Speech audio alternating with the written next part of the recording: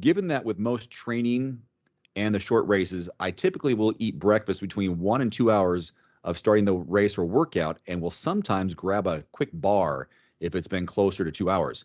On race day, given the logistics of setting up and transition, closing at 6:30 like they always do, and unlikely starting my swim until 2 hours later, it's likely it'll be about 3.5 to 4 hours since I had breakfast.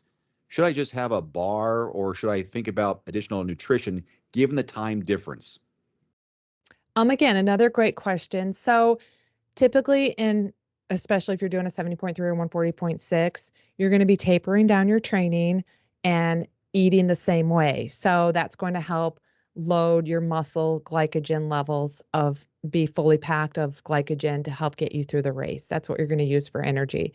And so eating breakfast and maybe not starting for 3 hours, a lot of athletes might take a gel or something like 100 calories within that 30 minutes. You're in line waiting, you're going to, maybe around 8 o'clock, if you think you're going to start at 8:30, you might just want to take around 100 calories before you start. Now, other athletes don't, like myself, don't do that because I don't want any spike of blood glucose levels, and I Mhm. don't feel hungry, and I feel fine. I feel like I've had sufficient energy stored in my muscles from how I ate the days before, as well as breakfast, that I will go into the swim, even if I start 3 hours after I eat breakfast with nothing else. And then I'll start fueling right away as soon as I get on my bike. And so it's just do what you feel like you need. Sometimes you just are going to have this nervous energy and you're going to be expending calories just through nerves that you don't know, or you might be walking around a lot more than you typically do.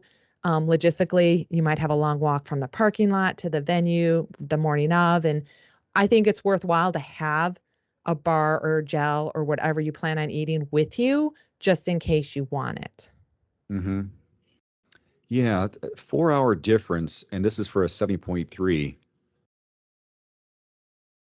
I mean, there's always, as you're leaving transition, you have a banana or two, something that's not going to be too heavy, not too much in terms of liquid, but you need some hard calories.